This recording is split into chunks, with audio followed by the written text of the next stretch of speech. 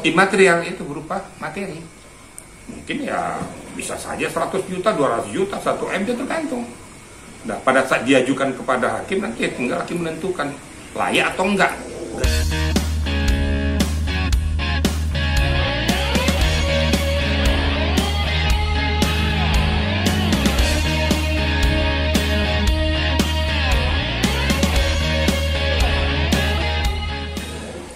Baik, terima kasih untuk rekan-rekan media ya. Tadi media terdahulu saya sudah sampaikan juga. Saya ralat dulu tadi ya, bukan bebas ya. Nih, jadi ini masalah hukum ya. Tapi Peggy Setiawan, saya tidak mau mengatakan dia tersangka lagi, karena dia sudah penetapan tersangkanya sudah dianggap tidak syah, itu loh ya. Bahwa pada saat penyidik mengatakan dia tersangka, ternyata putusan amar putusannya menyatakan bahwa penetapan tersangka tersebut tidak syah karena tidak sesuai dengan kriteria undang-undang. Itu dulu. Saya baru masuk kepada substansinya. Kenapa sampai penetapan tersangka itu tidak syah menurut hakim tunggal? Namanya pra peradilan itu akan berbicara tentang subjek formil. Saya baru baca itu ya. Saya setuju kalau hakim menyatakan itu cacat formil. Karena saya telah lihat di situ tercantum bahwa penetapan tersangka itu tanggal 21 Mei. Sedangkan pemeriksaan dilakukan 22 Mei dan 12 Juni. Sesuai dengan amanat putusan Mahkamah Konstitusi nomor 21 PUU garis miring 12 Romawi garis miring 2014 yang diundangkan 16 Maret 2015 menyatakan bahwa penetapan tersangka itu adalah merupakan akhir daripada suatu penyidikan. Ya, sekali lagi akhir daripada suatu penyidikan. Nah, dalam hal ini sudah cacat hukum. Karena ternyata penyidik menetapkan tersangka 21 Mei, pemeriksaan 22 Mei. Berarti sudah mendahului, sedangkan dikatakan penetapan tersangka lidik sidik. Berarti pemeriksaan kan sidik ini. Nah, belum diperiksa sudah ditetapkan, ya salah, cacat hukum. Sudah cacat formil dia. Diperiksa lagi tanggal 12 Juni, itu kelanjutannya. Nah, dalam hal inilah saya mencermati itu ya wajar-wajar saja. Saya nggak mau berbicara tentang masalah hal-hal yang lain. Karena masalah hal itu adu argumentasi, adu bukti, adu fakta semua. Nah, tinggal hakim yang cermat, dia selalu berbicara tentang subjek formil. Memang pra peradilan berbicara tentang subjek formil, tidak subjek materi. Itu kira-kira untuk rekan-rekan. Jadi ya pihak Polda juga ya harus gentleman, harus menghormati hukum, harus mematuhi hukum, harus mematuhi perintah undang-undang yang dibacakan oleh hakim tunggal. Itu hakim tunggal membacakan itu perintah undang-undang itu harus dilakukan. Nah, dinyatakan penetapan tersangka tidak syah, berarti secara tidak langsung bahwa Peggy Setiawan harus dilepaskan dari tahanan. Keluarkan surat perintah untuk melepaskan dia dari tahanan. Segala administrasi yang berkaitan dengan itu harus dilaksanakan. Yang kedua, harus dikembalikan nama baiknya. Karena putusan daripada hakim ada salah satu di satunya disebutkan bahwa penyidik harus menghentikan penyidikan. Berarti kelanjutan penyidikan tentang si Peggy Saksar ini ya dihentikan. Saya tidak berbicara apakah nanti suatu ketika ada hukum dan sebagainya, itu nanti. Tapi kita berbicara putusan daripada amar putusan pengadilan dulu. Ini yang harus dilaksanakan. Nah, pada saat seperti ini tentu pihak Peggy Setiawan melalui pemohonnya bisa saja menuntut pengembalian nama baik, memulihkan nama baik yang bersangkutan dan keluarganya. Dan bisa juga secara imaterial. Secara imaterial itu mungkin menuntut ganti rugi. Berapa itu terserah. Bagaimana tergantung daripada pemohonnya. Dan nanti akan hakim mengabulkan berapa yang layak, kan gitu. Kira-kira gitu rekan-rekan ya. Sah-sah saja. Kan saya katakan tadi, jadi kalau seandainya sudah pengembalian nama baik, jadi ada istilahnya itu formil maupun material maupun immaterial. Kalau materialnya adalah pengembalian nama baik yang bersangkutan. dipulihkan kembali, karena sudah cacat selama ini kan gara-gara penetapan tersangka, harus dikembalikan, dipulihkan. Apakah permohon maaf melalui media dan lain sebagainya itu tergantung nanti. Imaterial itu berupa materi, mungkin ya bisa saja 100 juta, 200 juta, 1 M, itu tergantung. Nah, pada saat diajukan kepada hakim, nanti tinggal hakim menentukan layak atau enggak ganti rugi itu. Kira-kira begitu, ya. Dan ada kesan terlalu terburu-buru nggak sih, maksudnya karena terlalu banyak tekanan makanya secepat itu menangkapnya, atau makanya sampai terjadi cacat formil? Saya sudah paham maksud Barat. Jadi begini, kalau saya katakan terburu-buru, enggak juga. Tapi kalau saya katakan lalai, betul. Teledor, benar. Karena tidak melihat komposisinya, kan saya sudah sampaikan terlebih dahulu. Hati-hati penyidik pada saat menetapkan seseorang jadi tersangka, karena ini menyangkut hak asasi manusia. Berarti kan nama baik seseorang. Dikala dia sudah menetapkan seseorang jadi tersangka secara tidak langsung, dia kan sudah cacat di mata publik. Nah, saya sayangkan kenapa pada saat diputuskan pengadilan waktu itu 8 terpidana sudah diputus toh. Nah, itu sudah sah secara hukum. Kalau dia pun mengajukan PK juga silakan. Nah, ternyata yang laporan orang ini kan sudah mengajukan gerasi. Persyaratan gerasi cuma satu.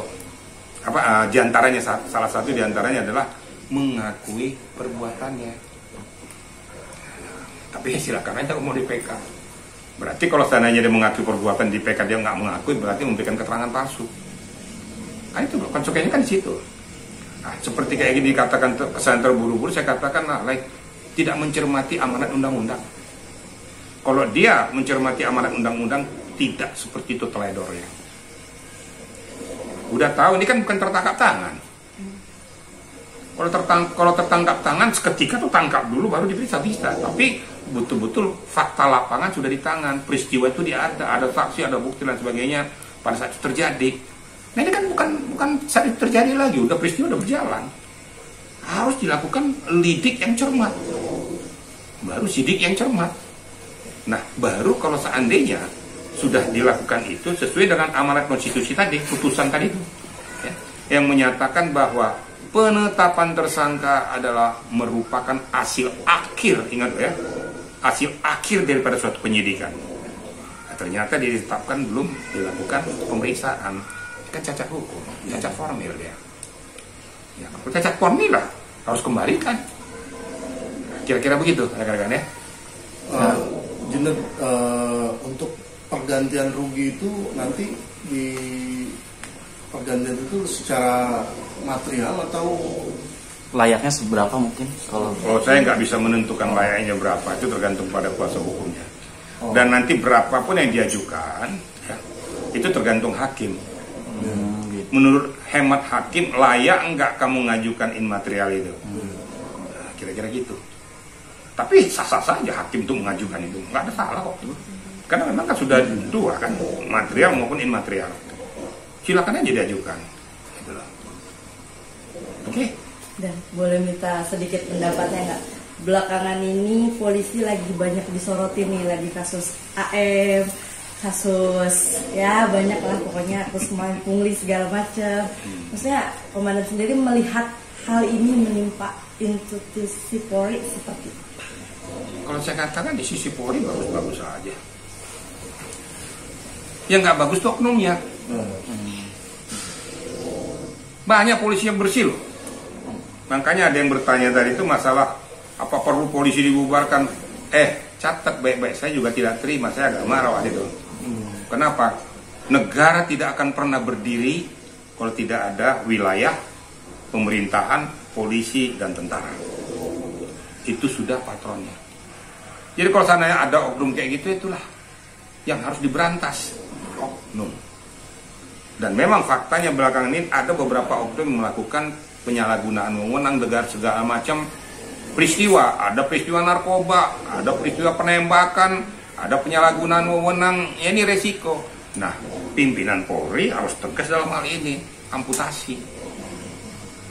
Nggak usah ragu-ragu. Kalau memang fakta menyatakan bahwa memang dia menyalahgunakan kewenangannya, amputasi. Seperti contoh peristiwa Peggy Setiawan nih. apapun suka tidak suka, Propam Itwasum harus turun meriksa oknum-oknum penyidik yang ternyata salah menerapkan undang-undang itu. Landasan berpikirnya apa, landasan hukumnya apa, landasan berpijaknya apa. Kenapa seperti ini? Makanya diperlukan ketelitian daripada seorang penyidik sebelum menetapkan seseorang yang tersangka. Saya ini mantan penyidik, saya mantan Karwasidik. Saya tidak akan mau menetapkan seseorang menjadi tersangka apabila bukti permulaan yang cukup tidak kuat. Bukan hanya itu saja, harus diawali, didahului dengan pemeriksaan tadi. Di dalam penyelidikan ternyata benang merahnya, alat buktinya nyambung, lakukan naikkan tingkat ke sidik. Di sidik diperiksa yang bersangkutan, saksi-saksi yang lain bersangkutan diperiksa, ternyata betul benang merahnya ada, baru di akhir itu ditetapkan tersangka. Dia sudah melaksanakan amanat putusan Mahkamah Konstitusi tadi. Itu kan amanat undang-undang. Ini yang ditabrak oleh penyidik Polda itu. Dan salah satu amar putusannya itu. Berarti cacat formil. Berarti penetapan tersangka juga cacat. Nggak sesuai dengan kriteria hukum. Gentle, akui itu. Oh, fakta hukum kok. Makanya waktu kalian tanya saya terdahulu, saya nggak berani bicara apapun. Nanti kita lihat putusan pengadilan. Tapi memang saya sudah berpikir, sekarang saya berani ngomong. Kalau kemarin saya nggak berani ngomong, kenapa belum ada putusan yang resmi dari hakim. Saya sebenarnya sudah ragu pada saat JPU mengembalikan berkasnya jadi P19. Dan pada saat bergulirnya pra-peradilan, ternyata belum juga dijawab P21-nya. Di sini mata kuncinya saya sudah, sebagai seorang penyidik, saya sudah bisa menakar gitu loh. Tapi saya kan nggak boleh ngomong. Biarlah hakim yang menentukan dan memutuskan. Setelah diputuskan kayak gini, ini pembelajaran bagi penyidik dan Polri, oknum Polri yang suka menyalahgunakan kewenangannya.